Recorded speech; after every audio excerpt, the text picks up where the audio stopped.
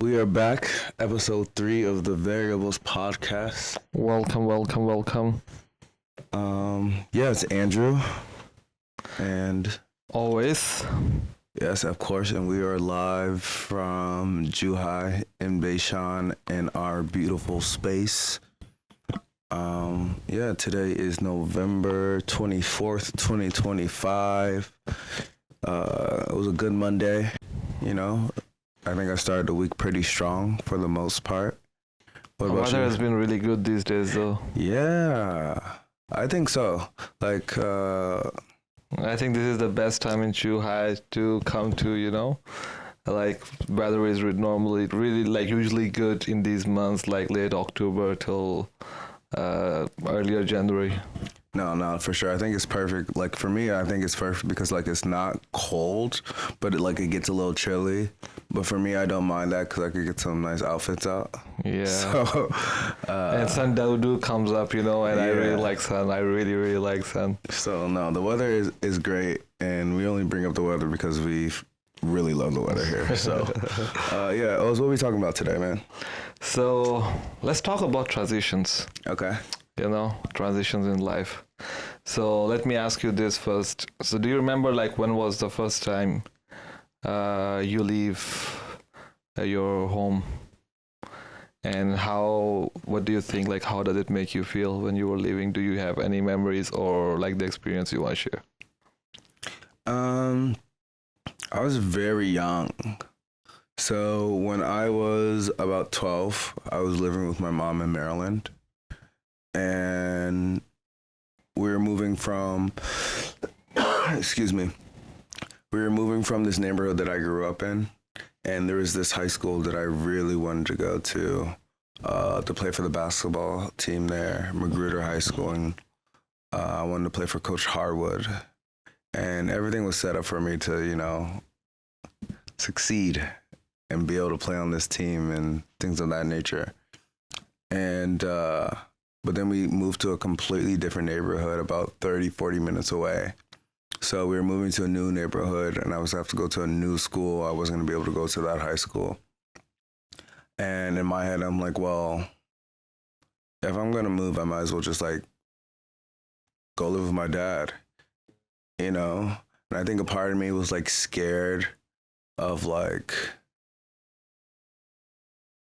going to something so new but still being in the same place, and like also like disappointed that I wasn't going to be able to do what I wanted to do in the future, like go to this high school and play basketball. Like I've been going to like the basketball camps for years. Like I've been playing with people that were going to go there. I played with his son.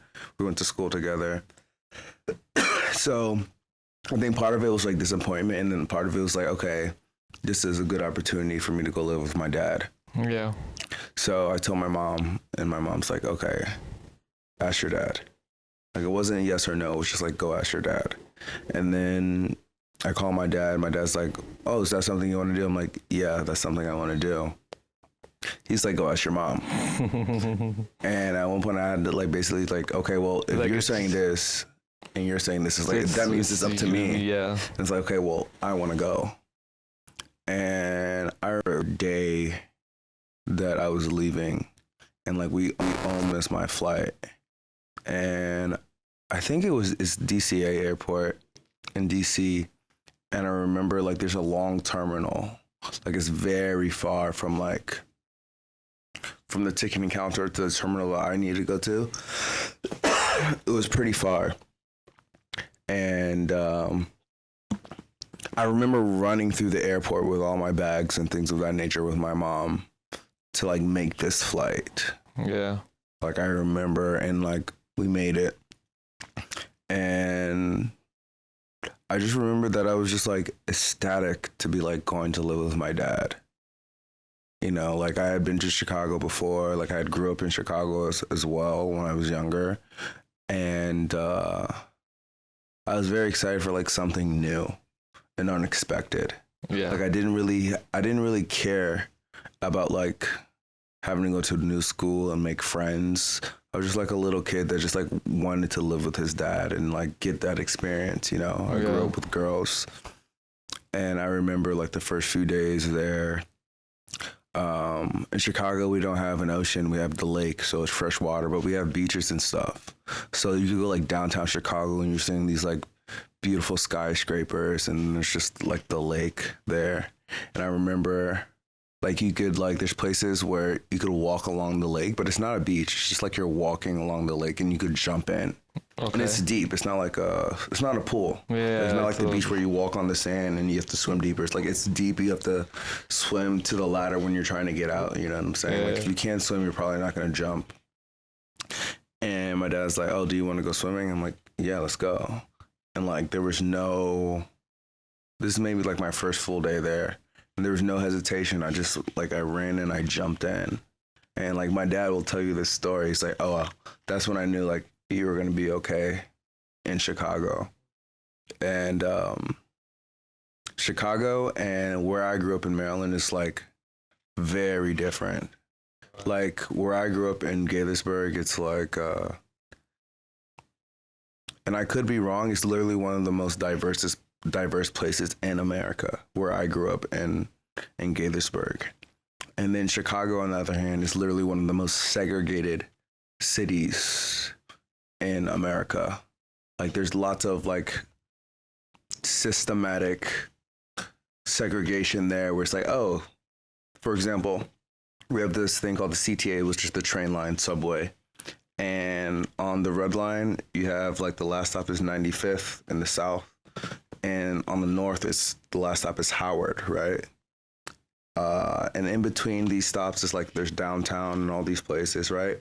But like if you start on the north side and you ride to the south side, you can see like the demographic of people. Yeah. You know what I'm saying? Like lots of white people. Like there's parts where it's like very diverse because there's colleges around on the train stop or whatever right here. But like most of the people are like white. But then like after a certain stop, it's literally just like all black people. You know? Like and you could see that and you could feel it in the city. Now with that being said, Chicago is still very diverse, but the dynamics of it is very different. So like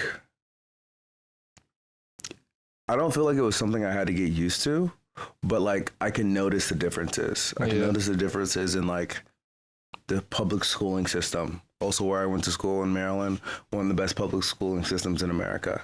And by the time I got to Chicago, like school was just easy. All right. It was just like very easy for me. And like school wasn't that easy for me, but it was like it wasn't hard for me either. Yeah. But when I got to Chicago, it was just like I'm ahead.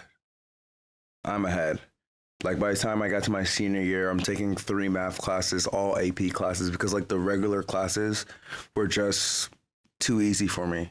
And it's not like I was like this crazy brainiac or whatever. It's just like, these are the classes I have to take to push me forward. So like, I would say like, I think that move helped me realize like, oh, if you could go from this to that, then like, it gave me the confidence to like, oh, I could do anything. Like it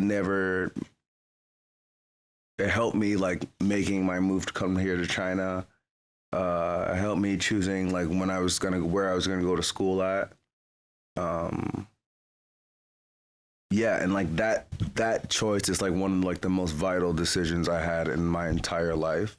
Like I could look at the decision and it connects to why I'm here in China right now. Well, so you actually mentioned 3 different emotions. You said sad, and then you say disappointment, and then you say excited. Yeah. Right. So how do you feel like afterward? Well, after living there, what the best you got out from that, and what is the worst you think? The best thing. And like what is the emotion now if you think back, like how this transition helped you and for in good ways, and also like that transitions had some bad effects too, if there are any.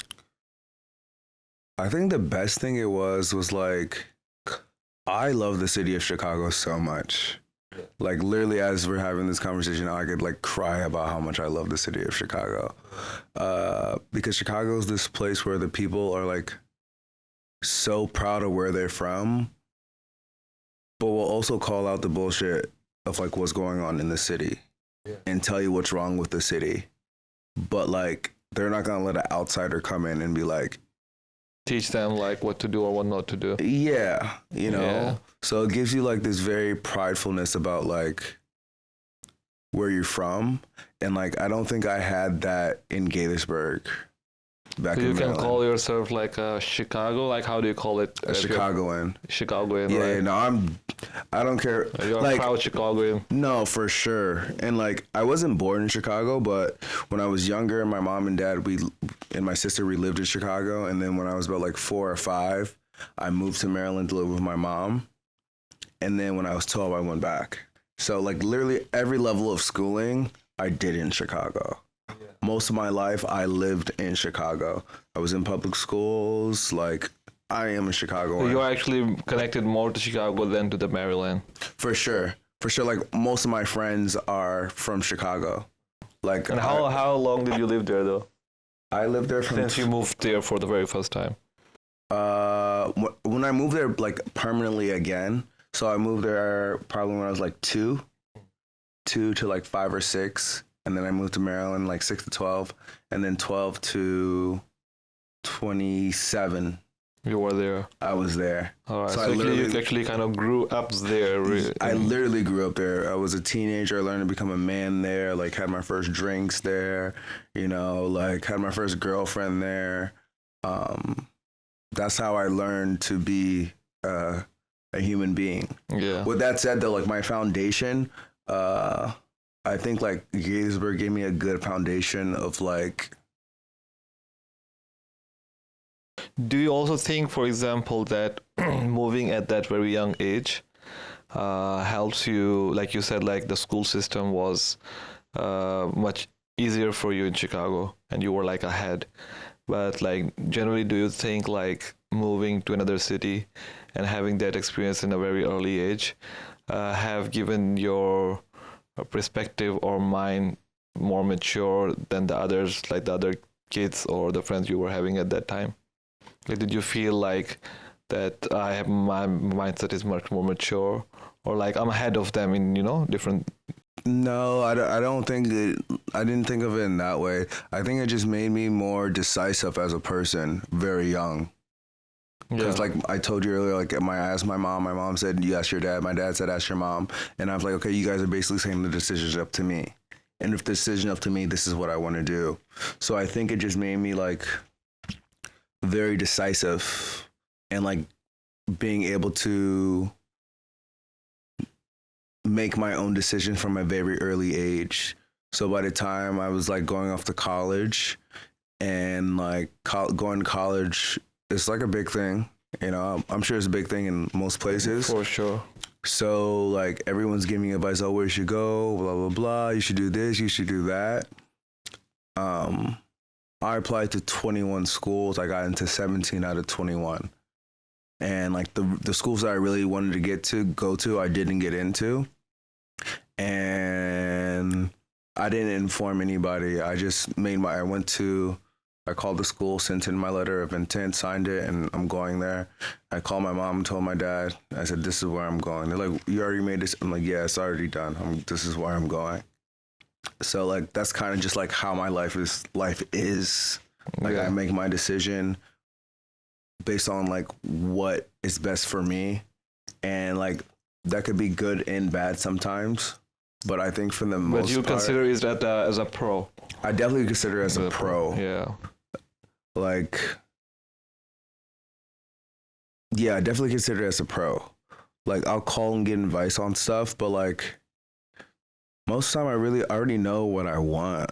It's just most times like you need this like reaffirming, Yeah. you know? And I think it should be like that of course you should listen to the advices or the suggestions that the people are giving you, especially the ones you put them in a high regard or you think they love you, you know? That Yeah. this advice and suggestion is coming from some place we call love, Yeah. right? But also I think it's really important that the decision should be yours. Absolutely. Because I think it's necessary that if it's your decision, it hurts less, I guess, maybe, even if you fail, because then you get to know, okay, that was my decision and I'm okay to live with it.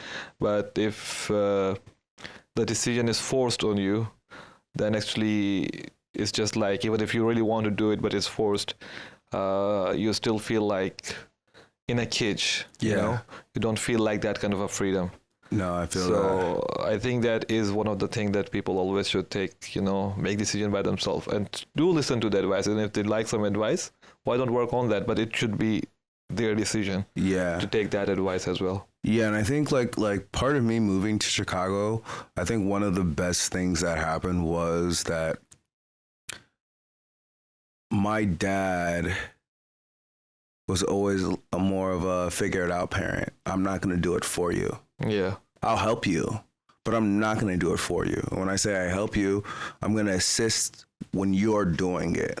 Yeah. So like my dad always told me about like consequences, but he didn't say it in a way. It was just like, most times when people say consequences, they think of like Don't do it. bad things. Yeah. But Just he's don't like, do it. It will happen if you do that. exactly. But he's like, a consequence is something that happens from an action that you do, whether it's good or bad. Right. That is a consequence of your actions. Yeah. If you understand the consequences of your actions, then you could be very clear on like what you want to do.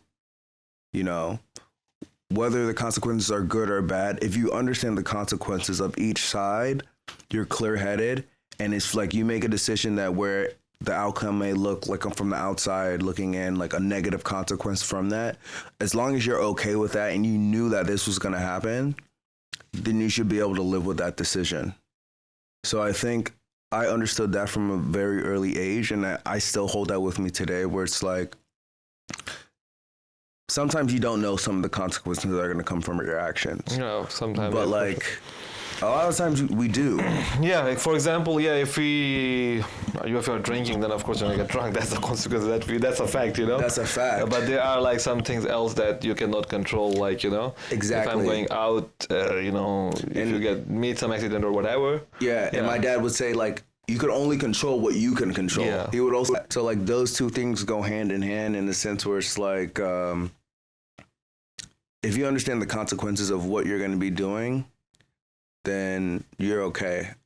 Make your decision based off that. So for example, you said like, so actually it was your decision from moving to Maryland to Chicago, right? Yeah. And do you think like, and you made that decision in a very early age as well? Yeah, 12. Right. So do you think like, for example, people should go out, because that was a big transition, leaving your home that you call home, and you're going to one place, and you think it works best for you, right? And do you think that people should leave their house and start making decisions as early as possible, or?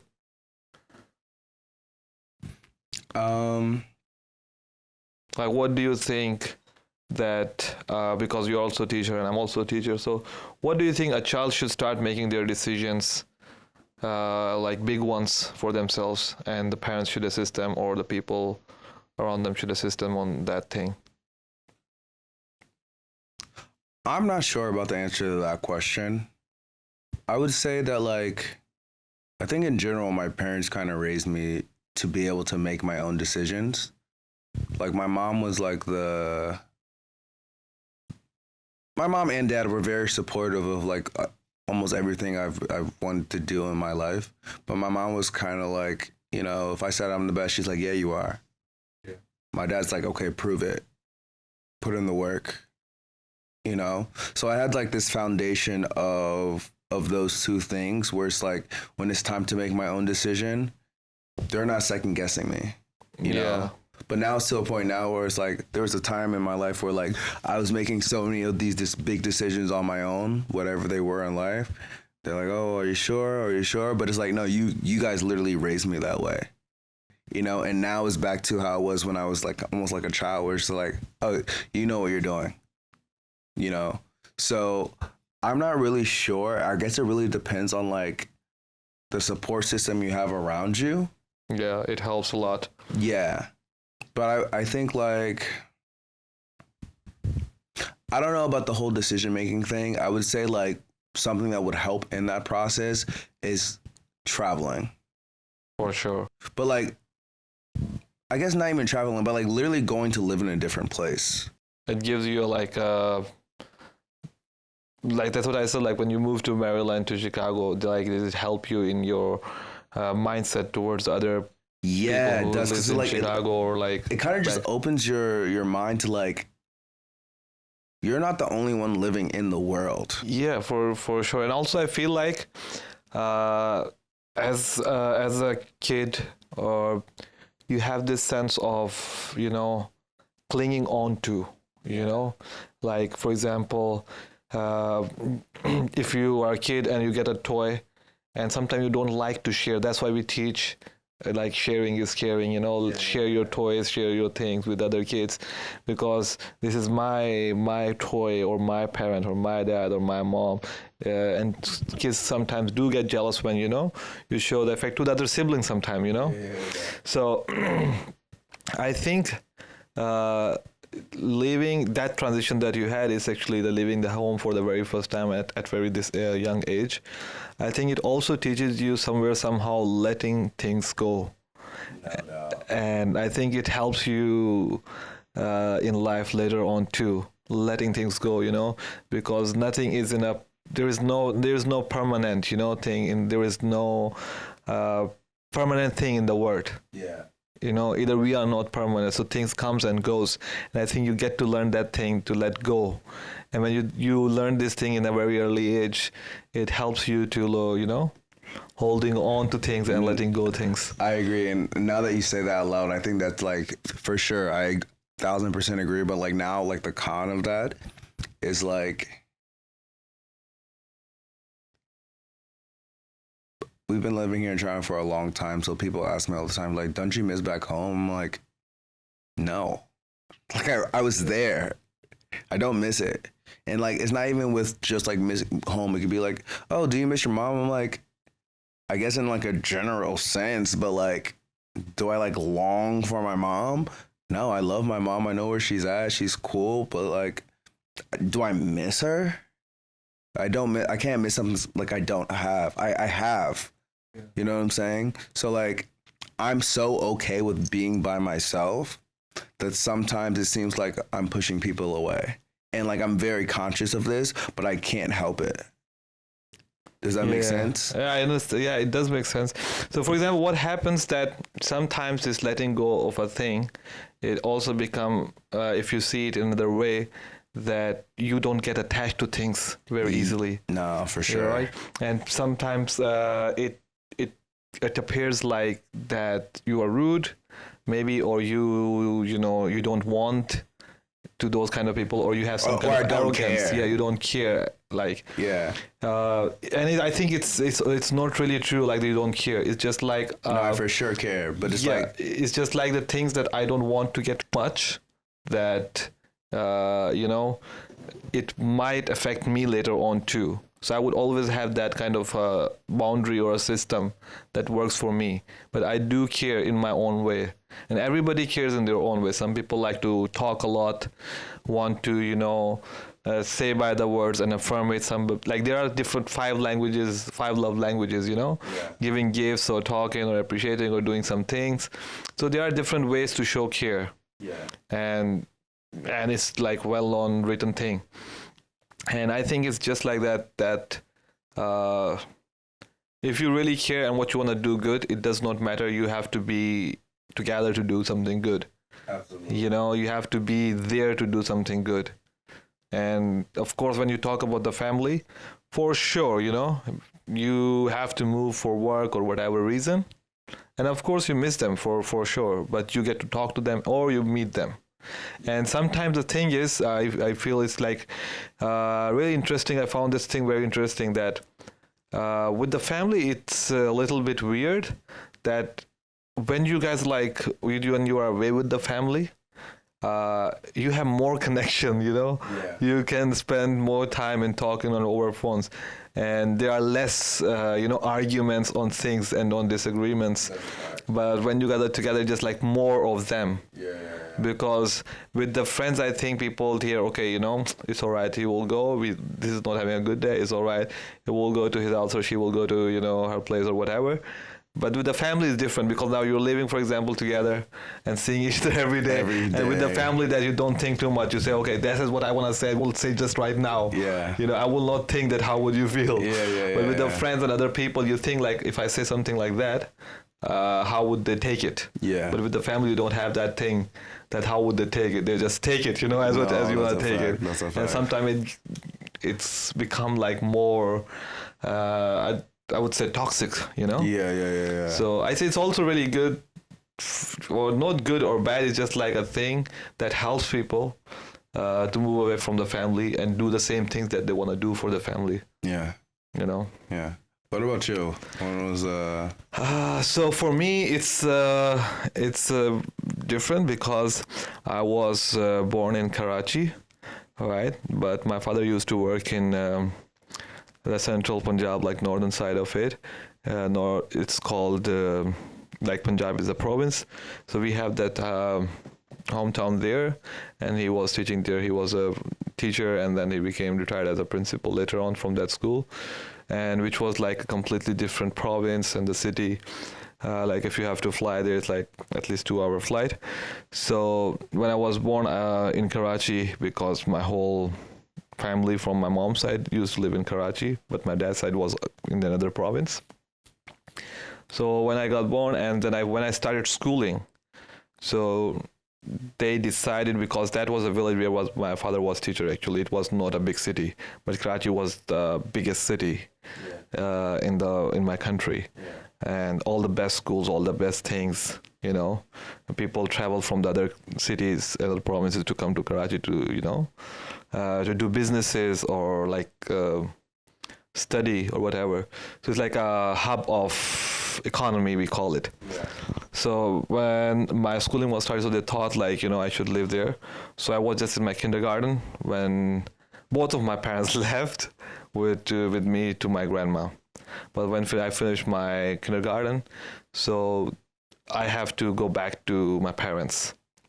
And I was there till my 5th grade. And then it was my 6th grade, then I have to leave my hometown to go to another city, which was like a little bit far. And all the kids were doing at that time, like they finished the school at their town, and then they go to the other town, the biggest one nearby, and for their schooling, But my parents still decided, okay, if he has to go, move like every day, or maybe still go there and live there, so it's better he goes back to Karachi. That's the best place, and we can do it. So I was in my 6th grade, then when like I've been without my parents, like when I was in kindergarten, and then I had to leave my house. I was 6th grade. Oh, so literally same age as me. Yeah. So and that decision, it was, I would say, did they ask me or was it my decision? It wasn't like that. They showed me like what it is. They said like, there is a school, all the kids can go to that school too, and it's an okay school, but if you go there, you might get a chance to learn in a good school, and you might have a good education, and that is the reason we want you to go. So do you want to go? And I thought about it, and I said, yeah, okay, and that's, I think, usually my parents do that thing that they put up the things like in front of me. Okay, this is this, and make your decision. If you want to or not want. If you don't want, still okay. If you want, it's still okay. So that was the first time it was actually not the first time. And then I had to come back to Karachi, and I started my schooling there. And I finished my 10th grade there. And while my family moved to, while I was in my 9th grade, my family moved to UAE. Right? So then I had to leave Karachi.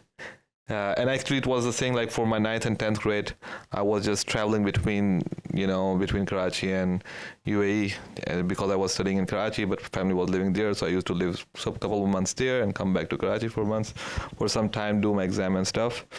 And then I leave again. Karachi was becoming my house, my home, Now I have spent more time there.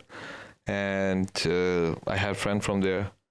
But then I have to leave Karachi again and go to UAE, and I finished my college and everything there. And so this like now I left, like You how left many times twice I already. like Yeah. in kindergarten and then the primary school and then now middle school, like high school I have to go to UAE, and then when I had to go to the university, which like after 2 years I spent in UAE, and now it was my time to go to the university. So there were some options: either I go back to Karachi or stay in UAE, or go to some other country to want to study. And I do not want to go to Karachi, and I do not want to live in UAE anymore. So now I had this thing that I want to see new places. I had to travel. I want to travel. I want to not stay at one place Yeah. for the time it's needed. It's necessary. Now it's embedded in you. Yeah, that now you it was that you just gotta in me, go. Yeah. It was just in me. And then the thing came out for China. I was just like 20, I just turned 20.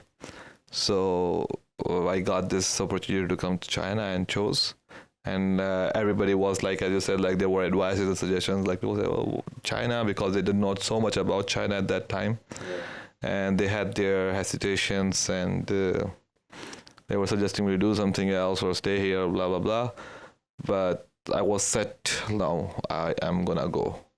And both my parents actually, supported me on that decision. And I came to China since I was 20. And since then, I'm actually kind of living in China, Yeah. but now different cities.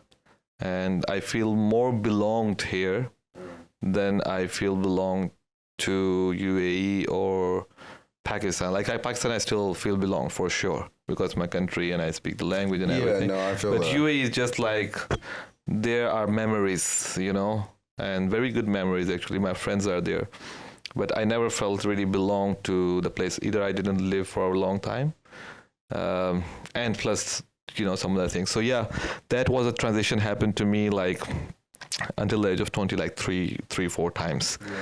So, and it also gave me a thing that let go of things. Like I said, like letting things go. It's like I do not feel either I'm attached. I do care. I do love, but I will say like don't get myself too attached to things. Yeah. And it gives me a thing like, okay, things will come and go, and that also put this thing in my head like this is your story, right? And in every chapter there will come places, there will come people, and when the chapter finishes and the new chapter starts, new things will happen, and you have to let these things go, because that's not their story. They have their own story to work on to, and this is my story. So I think it becomes so easier for me too that I do not show so many emotions on things that I have to let them go. Yeah. And sometimes it do comes out as like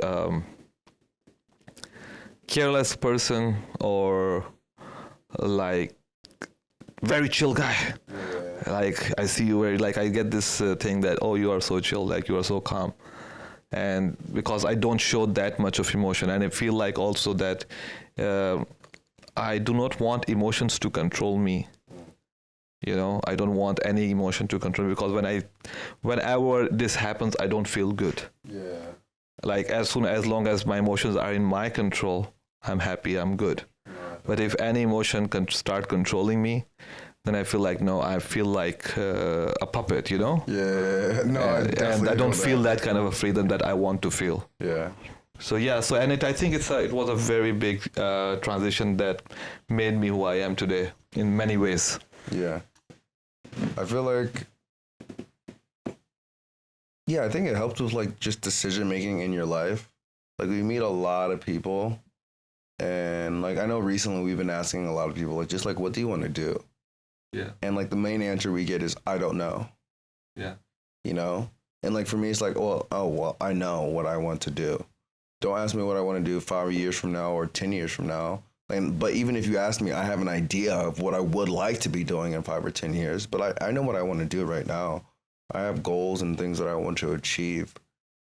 And I think that maybe for us, like, because maybe we had to go through these, like, those are big changes as like a kid. Like by the time you're 20, you're living here in China. Yeah, you and know? I'm in a completely different country. Different country. No different language. laws, you know, like, Language is different, food is different, and nobody you know in the country. Not in the different. city, it's just No, like nobody it's- you know in the country. it's not like traveling in your own country where it's just like, oh, you go to another state or another province or another city in your country. It's just like, oh, well, this is still like pretty similar. You know what I'm saying? Like I probably could hit up one of my friends that knows somebody that lives, that or lives family here, member, or something or of that some nature. acquaintance, you know. When you go somewhere for the first to a new country and you don't know anybody, and you're living there. Yeah. Like you're literally living there. Like Yeah. that could cause a lot of anxiety for a lot of people. And like I know people that have come to China and within 1 month they're gone. Yeah, for sure. You know, like it's not easy. It's definitely not easy. You know what I'm saying? But it's also not impossible. Yeah, for sure. So I think maybe that's helped us like transition to like each phase of our lives when it's time to like, when we feel like it's time to go, we just go. And it's just like, yeah, it's a big move, but it's like, it's time. And I also feel like it helped me to either moving before, like in my country, and then going to UAE and then coming to China. It also helped me so much to actually know who I am. Like it gives me a time and situations and things to, you know, explore myself. Yeah. And I think if I never had that kind of a transition, like if I have never moved to cities or countries or meeting new people, it won't give me that kind of experience to know myself. Because if you stay at one place for a longer period of time, then you become, that's your normal routine. Then the patterns are very clear. You know, okay, I will, if this happened, this, you know, I will do this. If this happened, I will do this. So there are no more new things coming up after some time, you know? I feel that. So it gives you a time at that, like at that age, where I get to learn more of myself. So I self-explore myself a lot at that time, and it helps me later on in my life. I think that brings up like a good thing. It's like sometimes when I'm talking to people and I'm like, I see these patterns, but it's like, it's not actually the patterns that I'm seeing in like in the world in everyday different situations. It's more of like these patterns of how I'm feeling. Yeah. Like maybe this is a situation that hasn't happened to me before, but it's this feeling that's familiar. It's like, okay, well, I know how to move in this situation. Yeah. So it's like, How to control this How- emotion that I'm having right now. you know, like how to direct this situation where it plays out in a way that's like, I guess, let's just say in my favor. And it's like, okay, well, I know what's about to happen because this feeling I've had plenty of times. So it's either going to go one or two ways. Yeah. And like for me, when I'm talking to people, it's like, I just like follow the patterns. And like, it's coming to me now. It's like, it's not like the patterns of like a specific situation. It's more like the feelings that my body is telling me, like, okay, you've gone through this before. Yeah, and also it gives you, like you can predict what's gonna happen next. Absolutely. Yeah, you get to know. Absolutely. So, for example, if you know, like, if I'm gonna, you know, get into this kind of feeling or emotion right now, what I'm gonna feel later on. You Yeah. can predict that, Yeah. right? And like it's like for example, some person you meet and you say, okay, if I have to sit and talk to him, what's gonna happen? You know, so yeah, exactly. So this is like you can predict, and then you can actually steer. You know, steer your life. Yeah. And steer your for sure. things. For Like, sure. okay, I have to steer on, or For like sure. I don't have to let this emotion or feeling comes up. You know, No. or move it into a different direction. Yeah. And I absolutely agree with you. Like, if you have the opportunity to go travel to a different country and like live there for a while, or just travel in general to a different country. I remember the first time I traveled outside of America, not including Canada. I went to Europe. I went to the UK for the first time. And I just felt like my mind, my brain literally expanded. Like they're just doing like the opposite shit of what I'm used to seeing every single day and not giving a damn about what's going on that side of the world. You know what I'm saying? And I'm like, oh, like these things are happening simultaneously. You know, it's like neither one is wrong. It just is. Like this is happening there, but this is happening here. But once you go and you, like, it's one thing to see it on TV and read about it in books, but then when you go there and you're there for like 3 or 4 days, and you're just like, wait, oh, you start to forget like, oh, this is how they do stuff back at home. And maybe like your first 2 days, 3 days, you're like, oh, well, back home, back home, back home. But then once you stop comparing and just like start living when you're traveling, you're just like, I don't know, just like really opens up your mind to like, oh, different stuff is going on. Yeah, for real.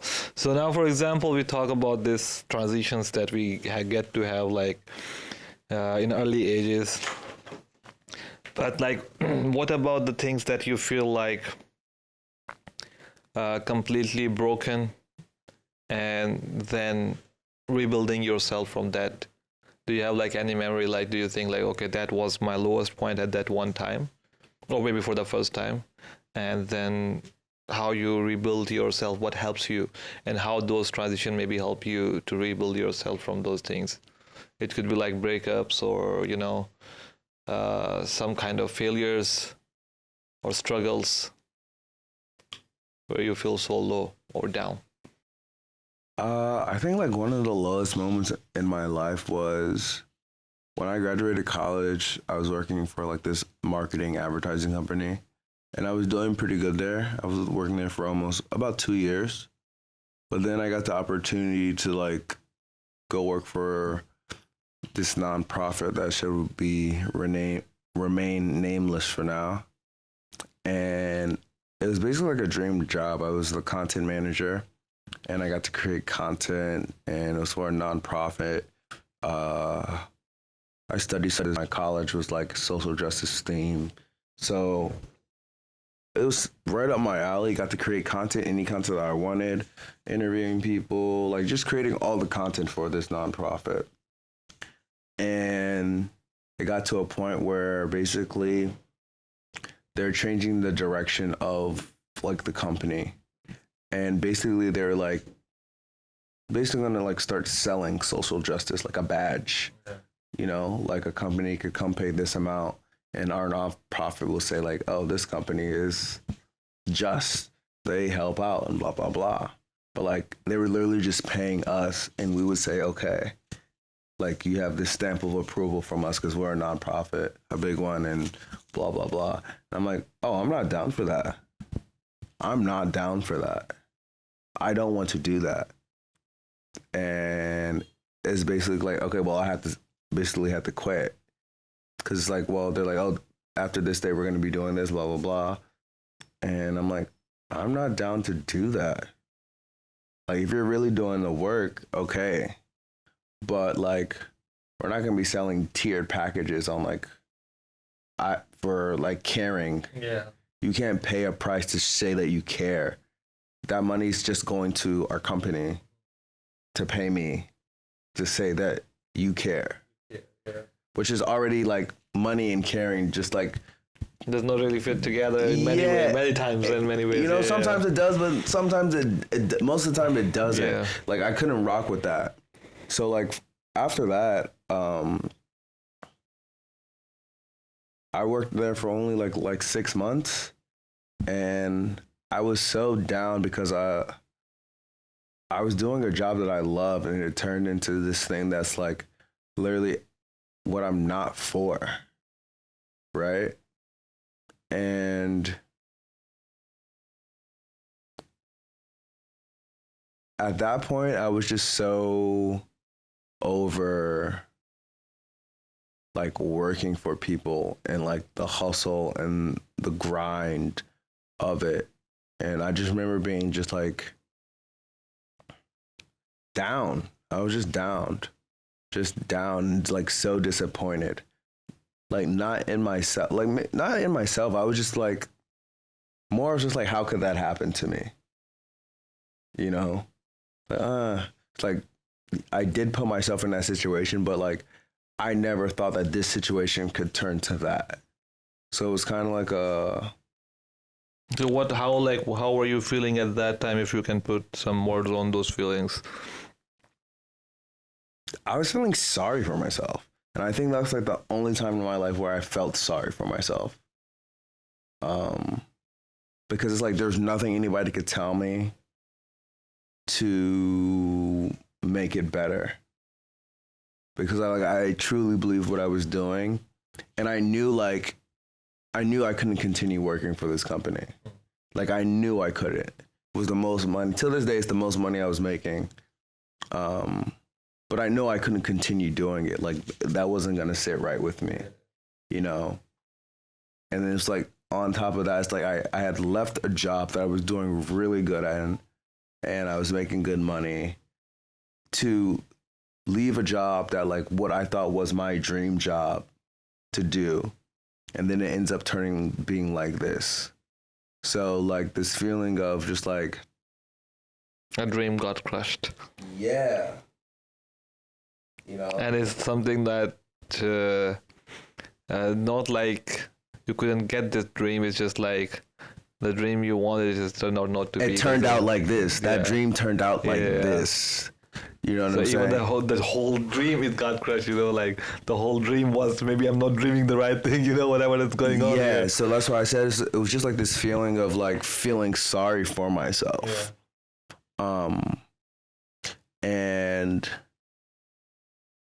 And then from there I just did I started working with my friends and doing like small jobs. But then I started just doing jobs that from that point on, it was like, okay, I'm only going to do things that I want to do, that I'm okay for doing for money. From that point on, it's like, if I don't want to do it, even if I absolutely need the money, I'd rather be hungry than do some shit I don't want to do for money. From that point on in my life, I made the decision like, oh, money is not the end all be all. And because it was my dream job and it was good money. But like one of the main reasons I left, other than it being my like a job that I really wanted to do, was like the money.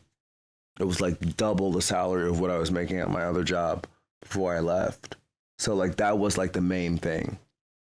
And I'm like, okay, well now from now on for sure, like.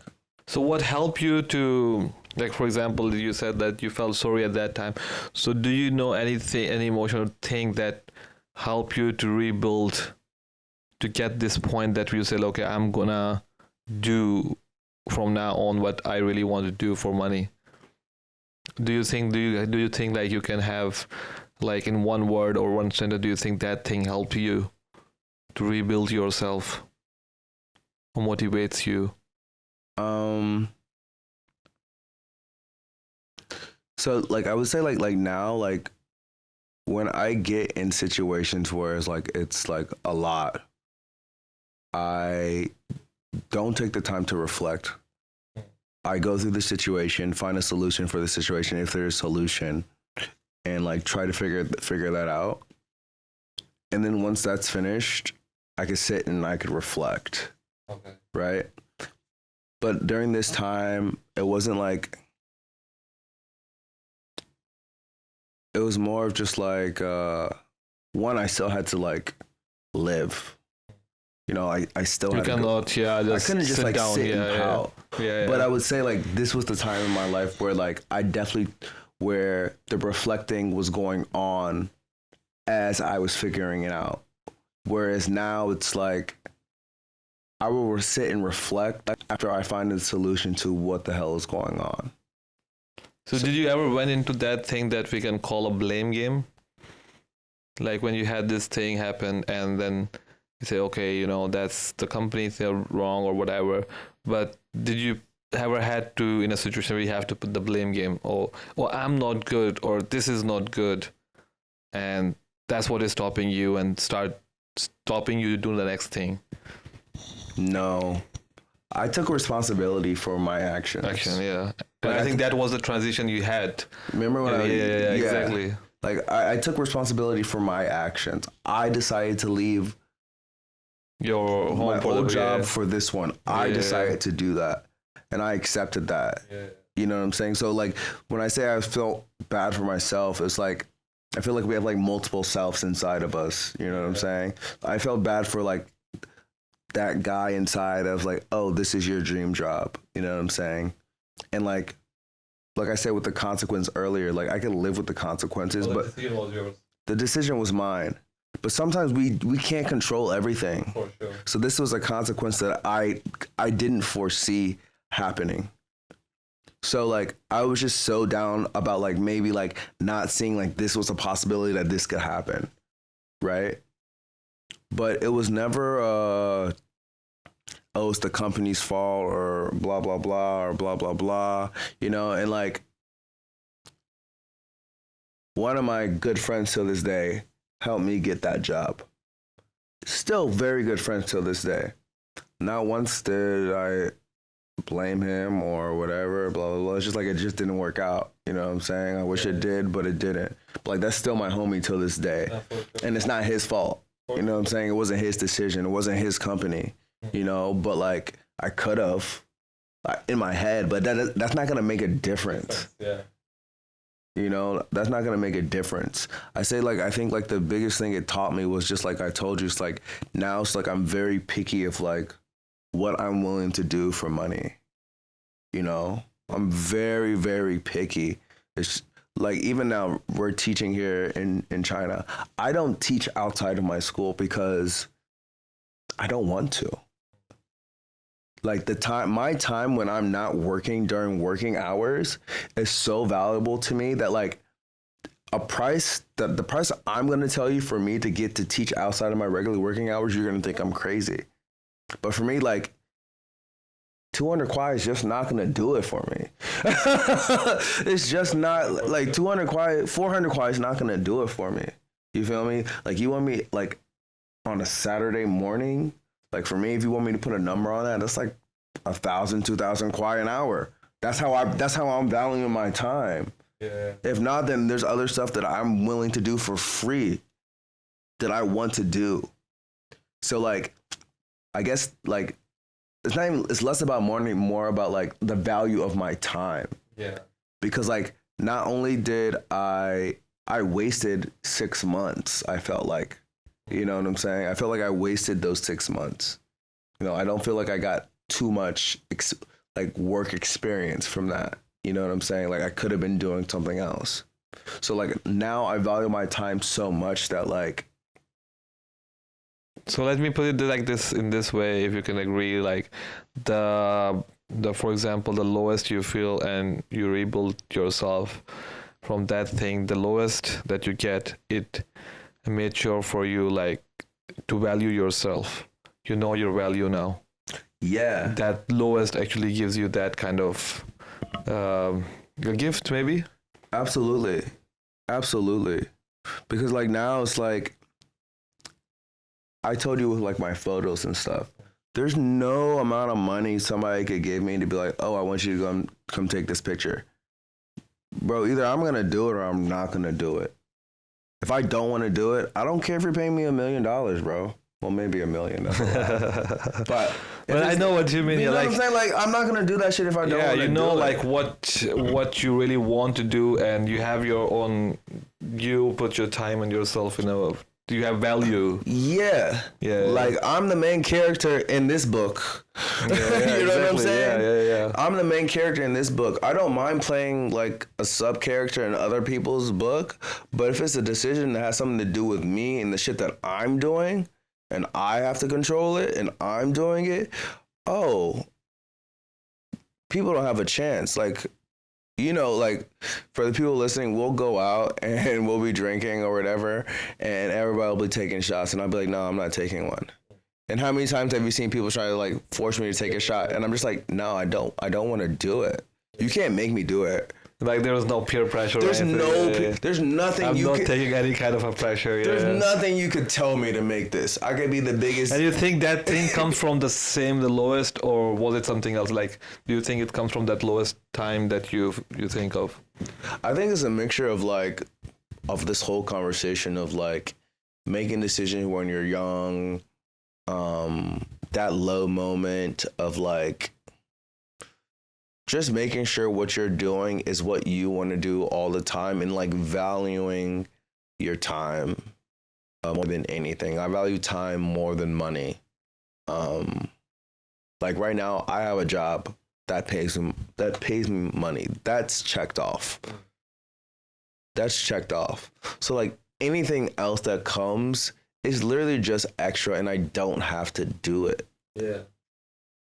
I have something that gives me money. If I have So to now do, you want to do the things that you really, really want to do. I really, really want to do. So like everything else doesn't really have an effect on. Because sometimes the thing happens in people's life, and it's like I'm generally talking, and I think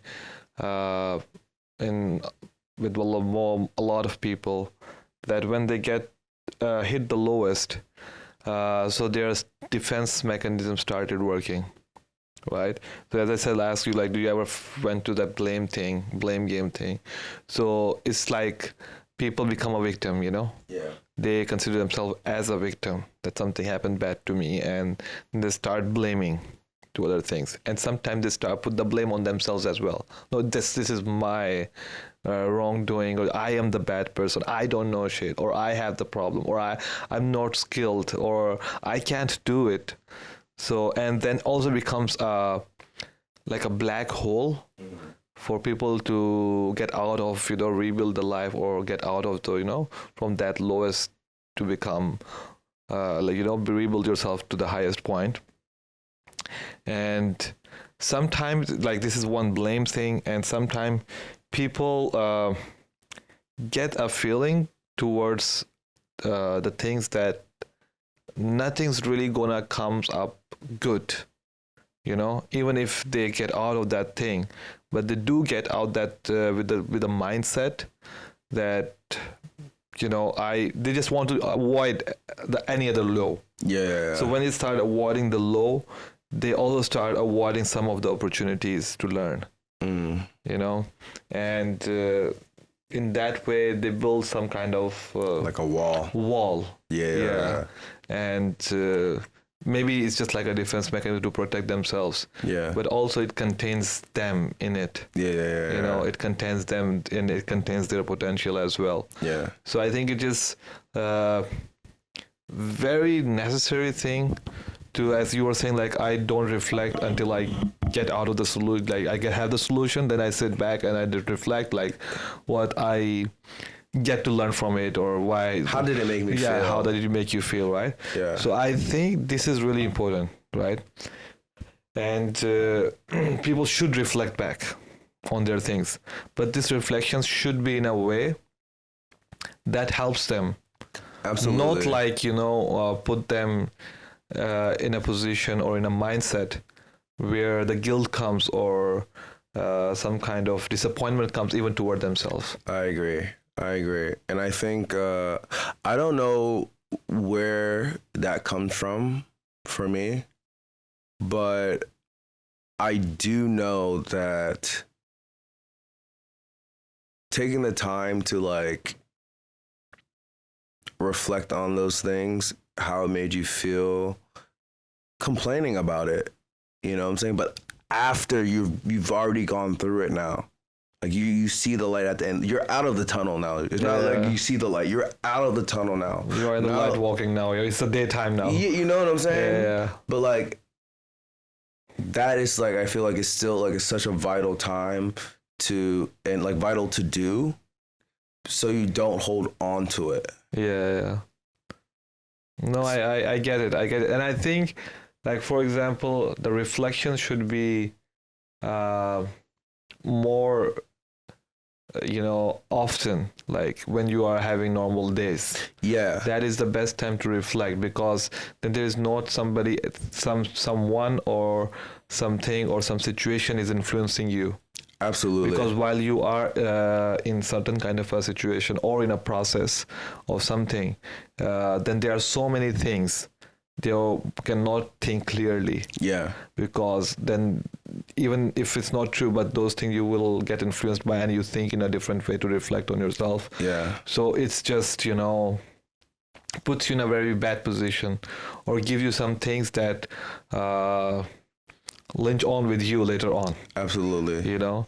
And I think when you have certain kind of lows, then you just do what you can and be patient, and trust the process itself too. I absolutely agree. Like, I think when you are in those moments, just like keep going. Even if like the energy level is not the same energy that it was when you weren't feeling low, but like standing still and sitting and wallowing in that feeling is just going to make you go deeper. And then when you have to get out, you have to do a lot more work, Yeah. And I think about, like, we talked about like the big moves that both of us had when we were younger, and the decision to go different places and traveling. Like, for me personally, because I've made a lot of decisions on my own, and for the most part, like, when I am making these decisions, I'm by myself.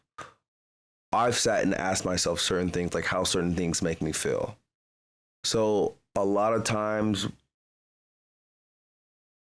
when things happen, like, I already know how I'm feeling. Yeah. You know what I'm saying? So like when something happens, it's like, okay, well, it doesn't just like punch me. It's kind of just like a tap, like it hits me. Like I still feel it. Yeah. But it's like, okay, well, I ask myself, well, if I feel like this, why do I feel like this? What do I need to do so I don't feel like this? But it's okay if I feel like this. Yeah, it is. Like all Like, the emotions are just emotions. Yeah, they don't hold control or power over you, and they should never be. And even if they sometimes do, for example, if you have to cry, let that, it's all right. There is nothing wrong in it. You let them out, and it really relaxes you, because then, for example, for me, the workouts, going to the gym and working out, it helps a lot, because all that energy which is like bulking up subconsciously, maybe it comes out. I have a way to put out that energy out. The same goes for different emotions. If you want to cry, it's all right. If you want to scream, but just like be careful, like you don't hurt anyone with those emotions, whatever you are having. As long as you are not hurting anybody else intentionally, I think it's all right, And it also helps you to get to know more about you. If you let the emotion out in a healthy way, then you get to know more about that emotion. Yeah. If you just hold them in, then you never actually know, because you're just putting, covering them up. You're not looking at them. Yeah. So you would never be able to self-explore yourself in that way. I agree. So yeah, I think let's just wrap it up, this one. Yeah. And I think this was a good podcast as well, a good talk, No doubt. It's also a very self-reflective, absolutely, reflective podcast. Absolutely. So we actually thought about ourselves, and think of those things that maybe we think of. But sometimes the thing is I like about the podcast thing that we are having is just like, sometimes we have the thoughts and we know we are reflecting or exploring ourselves, but not in a way that it's just like a thought. We're thinking about it, the thought is going. Yeah. But when you talk or maybe write, so you let this thing out. Yeah. So then you have more awareness towards it. Yeah. Like what I'm saying, like for example, if I'm saying something to you right now and I see your facial expression, it gives me also a thought.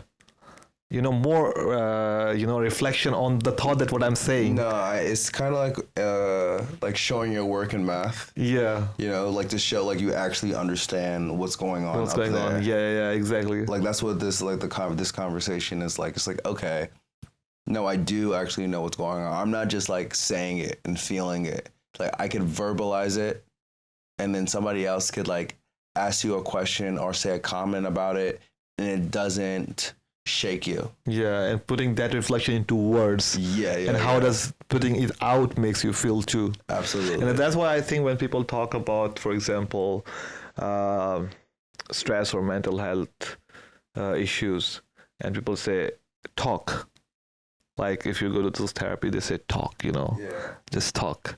And if you have any kind of problem, talk to someone. So it actually, that way, it actually helps you, you know, because I think, of course, people can help for sure. So many things can help. But the biggest help you can get is you can get from yourself. Absolutely. Right. And that is one step, that you want to come out and talk about those things. And if you cannot talk, or you are in a position where there is no one to talk to for a small time, or you don't feel really like talking, maybe right then, you know, put this thing out so you can see actually, you know, so you can see what I'm feeling. When you see it, it makes you feel much more different. And you say, oh, no, that's not that big thing, you know. So yeah, it was a good one though. Yeah, man. Until next time, episode 3 is a wrap. See you later.